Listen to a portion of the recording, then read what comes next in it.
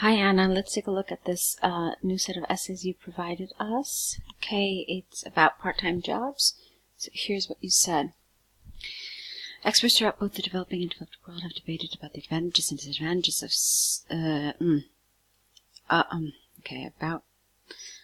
debated about the advantages and disadvantages of students' part-time jobs. Careful here. This should be S apostrophe because you mean the jobs of many students, not just one student. Some people believe part-time jobs distract students from study. Here you need some form of contrast, like a yet or a but or a however. So, however, personally I strongly disagree.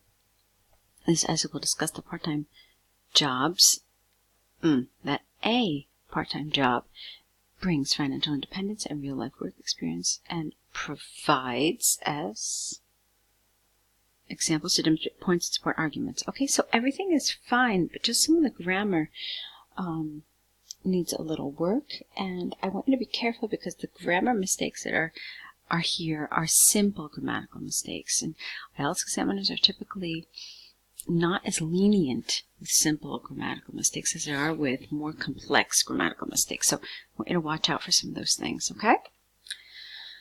Firstly, significant benefits for students. Let's try this again. Firstly, one significant benefit for students significant benefits of having. This is a little awkward. Let me try it again, okay? Firstly, one significant benefit of students having a part-time job is that students receive work experience, which will help them find a job after graduation. Okay, so again, you have to change around some of the grammar. Having part-time job experience shows that students have some exposure to professional work, not the professional work, but just without the, and understand the work environment. For example, a recent study by Harvard University has shown employers give an advantage to candidates, no comma, who have work experience during study in university. Therefore, a part-time job provides huge benefits for students. Okay, fine, we'll talk about that in a minute. Secondly, money is the factor that leads students to a part-time job. Okay, the main reason behind this is twofold. Firstly, students can reduce the burden of study expenses, so reduce the burden of study expenses for their parents, pay their own bills, and tuition fees. Okay, here I think you need an and. So they can reduce the burden of study expenses for their parents and pay their own bills and tuition fees. S. Secondly, they start to manage money when they get rid of that comma, when they start to earn and spend money which was earned by them. For instance, an extensive study by Oxford University has shown that over 90% of students save money during part-time jobs as for future study or travel. To conclude from the arguments and examples given, I firmly believe that a part-time job brings a lot of benefits for I think you mean something else. I think you mean for the student's future life, not for the future student. It's a difference in meaning. So for the student's future life, I think the importance of student, no S, work experience will increasingly grow for employers. Okay. Fine. Okay, fine. So, let's talk about this now. It's a cohesive essay. It's a coherent essay. There are two, you've used the template well, so good job. It looks like the template is really helping you to provide some structure and really organize your thoughts, and that's great. So all of that was done in a really nice, organized manner. But there are two big problems. The first problem is all the grammatical mistakes. I already mentioned that, so you know this. And like I said, they're all grammatical mistakes dealing with simple grammar, so I really want you to watch out for that. Okay? That's the first thing. The second thing, though, is even more important. Take a look at this. It says, do the benefits of this outweigh the disadvantages? So what are they essentially asking you for? They're asking you for your opinion, but your opinion should cover advantages and disadvantages. That's kind of the implication in this kind of question. Because how can you talk about the benefits being stronger if you don't talk about the disadvantages at all? So, while I like what you wrote, I thought you structured it well, and I thought you definitely developed it well. I think it was also important to discuss some of the disadvantages here. Okay? So that's my feedback for this. And that, of course, that kind of a mistake would cost you quite a bit in task achievement. So, keep that in mind when you see this kind of a question. And let's go on to your next essay. Okay, so we have our pie chart. Let's see what you wrote here. The pie chart shows pupils' interest. You need an apostrophe after the word pupils. So pupils' interest in different subjects in German schools as in 2017. Full stop, get rid of the year. According to the pie chart, the most interesting subjects are history, PE, mathematics, and physics. The main popular subject, PE, is comprised 22.9%, whereas history on 0.5%, the least popular. History. Okay. The third highly popular subject is mathematics, 19.5%, while physics on 1.4% less popular. All right. Let's take a look at something. Okay, great. So, a few words about this. The grammar, again, Anna, is a real problem. So take a look at this. There's another thing that I want to talk about. It's also the vocabulary. You can't really call it the main popular. You can call it the most popular.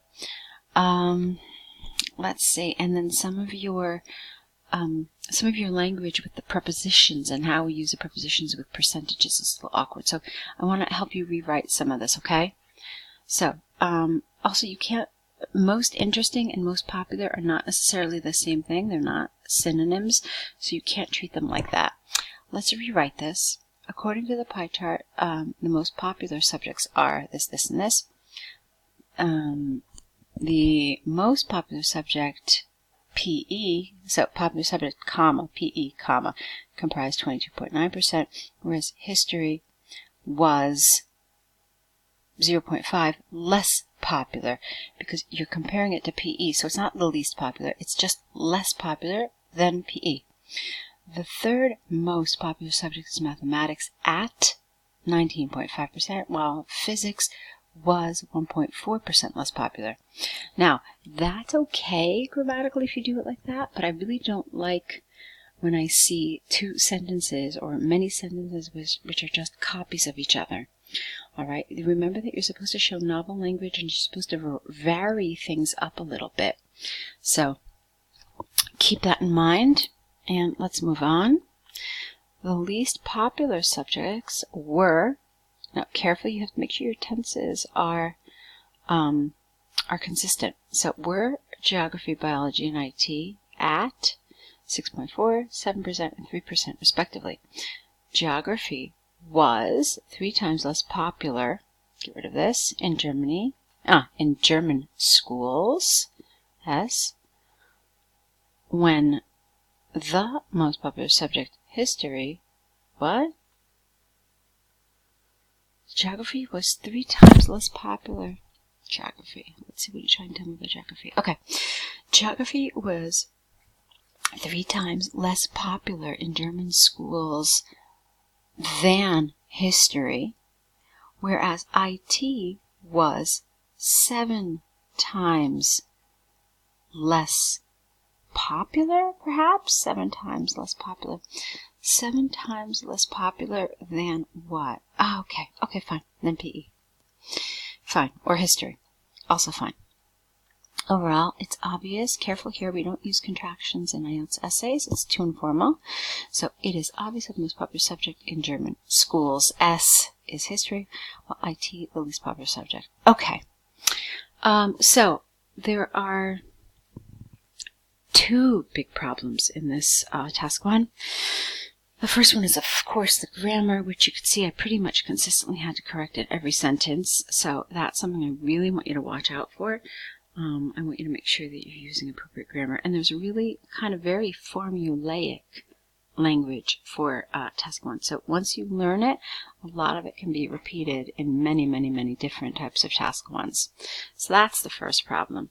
The second problem is the word count. This was only 120 words, and so that's going to be a major problem. It's going to lower your task achievement score. Now, I realize that this type of task one is really difficult because it's so simple. You only have these 7 subjects to discuss, and there's no change over time. You're just using language of comparison. But you do have to do it, and you do have to stretch it out considerably more. Okay? And it's really just about making connections within the data. Let's see. I did like what you did here with that thing with IT, where you talked about, where you compared the low scores to history and to PE. That was good, but you had to do more of that. And also, I think that if you had used more advanced grammatical structures and if you had varied up your language, you probably would have filled up this word count in a better way. Okay, so when you rewrite this, I would advise you to try to use some more complex grammatical structures. Let's see. What else did I want to tell you about this? I think that's pretty much it. But also, again, the vocabulary. All right, the whole thing with popular versus interesting, and grammar, least with less, and so forth. So there are a lot of things that need to be corrected here. So I'd like to see what you do revising this and making some changes to it. Okay, so I'll let you do that. Go ahead, Anna. Good luck, and I'll wait to see your next set of essays.